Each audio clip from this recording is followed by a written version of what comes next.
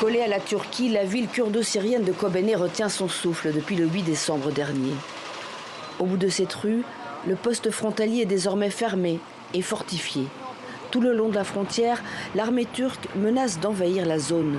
Pourtant, les autorités locales multiplient les signes d'apaisement. Il n'y a plus aucune patrouille de miliciens en armes.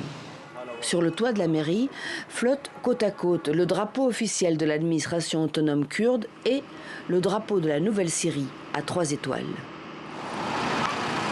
Non loin de là, ces nouvelles fortifications nous intriguent. Des ouvriers installent des portails blindés et une guérite militaire attend ses guetteurs.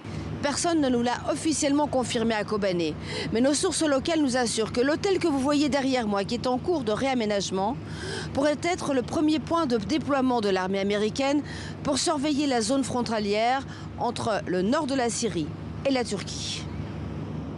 Pour en avoir la confirmation, nous prenons la route vers le quartier général de Mazloum Abdi, le grand chef des forces démocratiques syriennes, composé de miliciens kurdes, arabes et chrétiens. C'est aussi un grand admirateur de Napoléon. You like Napoléon? Je ne me permettrai pas de me comparer à lui, mais c'était un grand chef militaire et c'est un exemple à suivre. Le général kurde reste discret sur les futurs locataires du bâtiment fortifié que nous avons filmé à Kobané. Mais pour la première fois devant une télévision étrangère, il dévoile le plan qu'il a imaginé pour contrer les velléités militaires de la Turquie. Il s'agit d'un plan sous l'égide des forces internationales, des Américains et d'autres pays aussi. Ce plan est bien évidemment accepté par les États-Unis, mais les Turcs, eux, ne sont pas très chauds. C'est pourquoi, à ce stade, il n'y a pas encore d'avancée. Et la France va-t-elle participer ? Nous n'avons pas encore reçu de réponse officielle des Français concernant ce projet. Mais je crois que si ce plan voit le jour, la France voudra participer à la coalition internationale, qui pourrait se positionner à Kobané et ailleurs.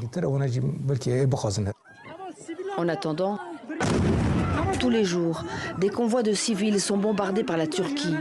Ces volontaires se présentent en bouclier humain pour tenter de protéger le barrage de Tishrin visé par les avions et les drones turcs, en dépit du cessez-le-feu décrété par les États-Unis.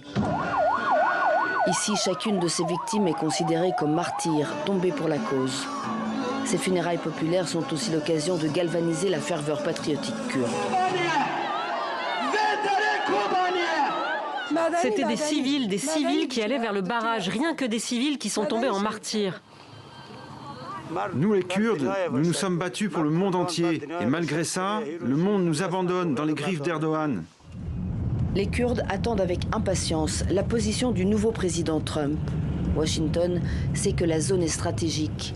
Entre les Russes, toujours présents notamment à l'aéroport de Kamishli, la principale ville kurde, et les djihadistes réarmés dans les casernes abandonnées du régime qui attendent en embuscade dans le désert syrien.